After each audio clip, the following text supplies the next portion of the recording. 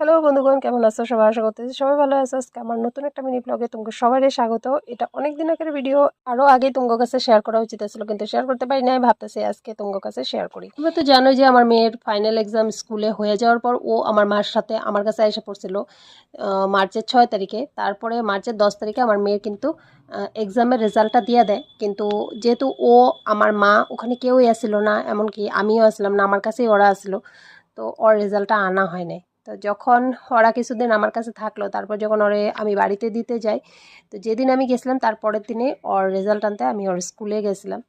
তো ভগবানের আশীর্বাদে, তোমাকে অনেক ভালোবাসার আশীর্বাদে আমার মেয়ে কিন্তু এবার খুব ভালো রেজাল্ট করছে।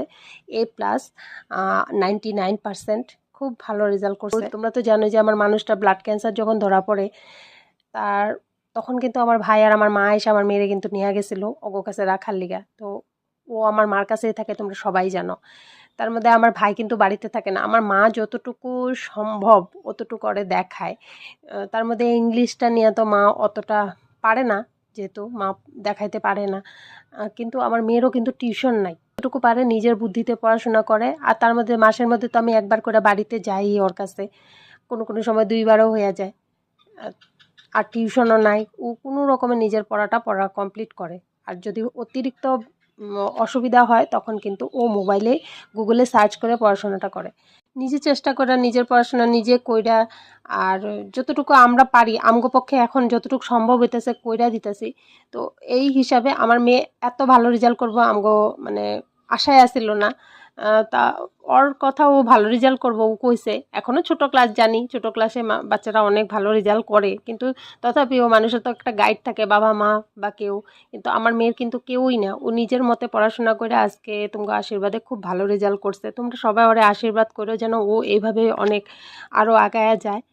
যাই হোক, রেজাল্ট নিয়ে আসা মানে ওর অ্যাডমিশনও করে আনলাম, অ্যাডমিশনও করা, ওর বুক টুক যা যা দেওয়ার স্কুল থেকে দিয়ে দিছে নিয়ে এসে পড়ছি। আর আইসাই ঘরে বুকগুলা রাখাই ওখানে কইতেছে যে না, আমার স্কুলের কপিগুলাও আইনা দাও, তুমি তো যাইবা গিয়া, তুমি এগুলা জিনিস আবার আমার আইনা না দিয়ে গেলে কে আইনা দিব। তা আসলাম একটু স্টেশনারি দোকানে, মানে বুক স্টলে। আইসাই ওর যা যা দরকার স্কুলের কপি, তারপরে বুকের কাভার, লেবেল, যা যা লাগে সব কিছুই এখানে আমি একটা দোকানে এসে সব কিছু কালেক্ট করে নিতাছি।